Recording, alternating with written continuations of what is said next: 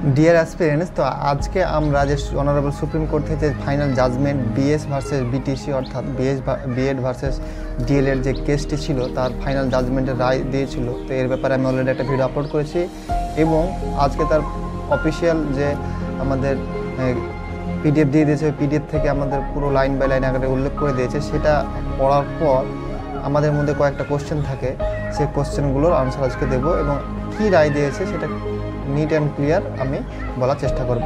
ব্যাপার হলো যে আমাদের কয়েকটা কোশ্চেন থাকে আমাদের মধ্যে, যে এক নম্বর হলো যে WBTET 2022-এ যারা পাস করেছে বিএড দিয়ে তাদেরকে ওটা কি ভ্যালিড থাকবে। তো প্রথমেই বলে দিই, টাইম ওয়েস্ট না করে, ওদের ভ্যালিড থাকবে না।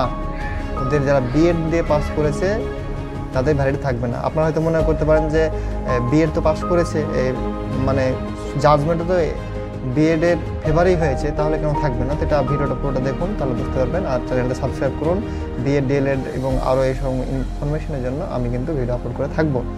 তো আজকে আমি যেটা বলছি যে প্রথম কোশ্চেন সেটা হলো যে সুপ্রিম কোর্টে কিন্তু ওখানে একটা লাইন খুব করেছে, উল্লেখ করে দিয়েছে, সেটা হলো সাবজেক্ট টু আউটকাম। ওটা কি?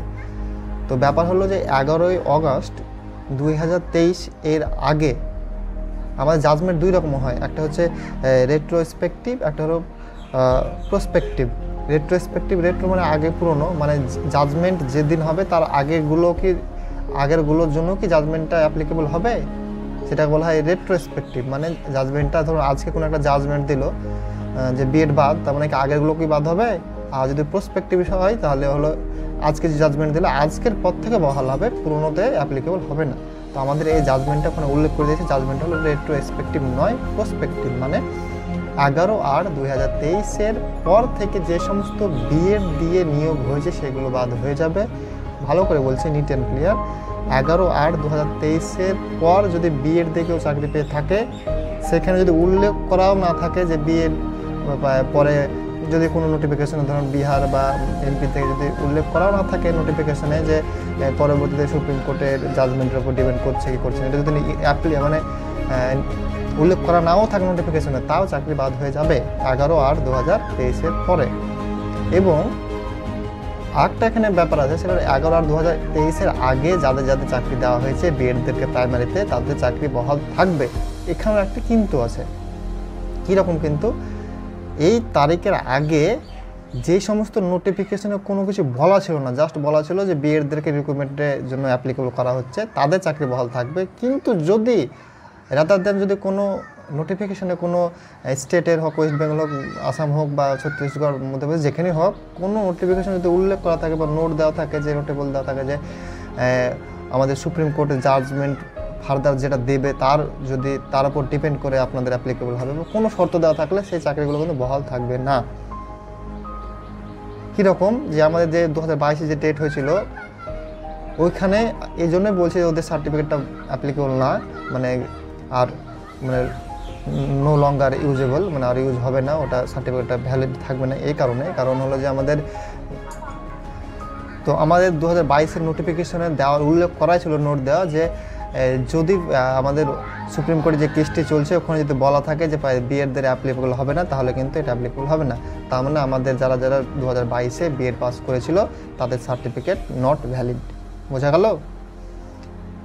যদিও আমাদের কিন্তু পরীক্ষাগুলো কী হয়েছিল, যারা পাস করেছিল তাদের কিন্তু আগেই পরীক্ষা হয়েছিল, 11/2023-এর আগেই আমাদের ফর্ম ফিল আপ হয়েছিল, সব কিছু হয়েছিল, কিন্তু তাদের ওগুলো বাদ হয়ে যাবে।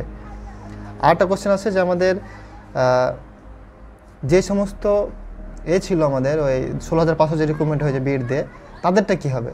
তো তাদেরটা আমি একবার অ্যানালাইসিস করব, তাদের জন্য আমি একটা আলাদা ভিডিও বানিয়ে দেবো। যে ওটা দেখতে হবে, ওটা ডিপেন্ড করছে ওদের চাকরিটা বহাল থাকবে, তার উপরে ডিপেন্ড করছে ওদের নোটিফিকেশনটা দেখতে হবে। ওই নোটিফিকেশনে যদি কোনো শর্ত না দেওয়া থাকে, যদি জাস্ট বলা থাকে যে বিএডদেরকে অ্যাপ্লিকেবল, তাহলে ওদের চাকরি বহাল থাকবে।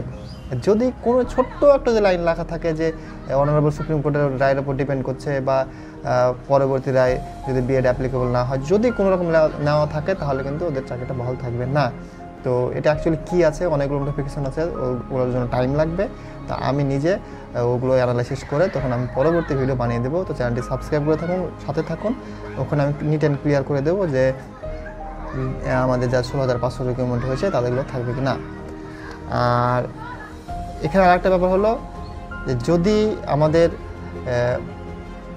নোটিফিকেশন থেকে যায়, সেই নোটিফিকেশনটা আমাদের কিন্তু পরবর্তীতে আর কোনো রিভিউর ব্যাপার থাকবে না। আর যদিও আমরা যদি পুরো রিভিউ এটা দেখি, জাজমেন্টটা দেখি, সুপ্রিম কোর্ট কিন্তু বারবার একটা জিনিসই বলেছে যে বিএড দিয়ে প্রচুর ছেলে মেয়ে চাকরি করছে, সেখানে ওই ব্যাপারটা আর ঘাটানো বা ওই ব্যাপারটা আবার নতুন করে নিয়ে চাকরিটা বাদ করা উচিত হবে না। তো বিএড ডিএলএড যখন কেসটা শুনানি হয়, ডিএলএডের কথা সেরকম শোনা হয়নি, আগে থেকে জাজমেন্ট ওনাদের রেডি ছিল, তাই ওনারা বিএডদের পক্ষে জাজমেন্ট দিয়েছে। এটাই ছিল আমাদের আজকের ভিডিও। ইন ফিউচার আমরা কি করলে বিএড ডিএলএড ব্যাপারে যে কোনো আপডেট থাকবে ভিডিও আমি আপলোড করবো, তাই চ্যানেলটি সাবস্ক্রাইব করে থাকবো। ধন্যবাদ।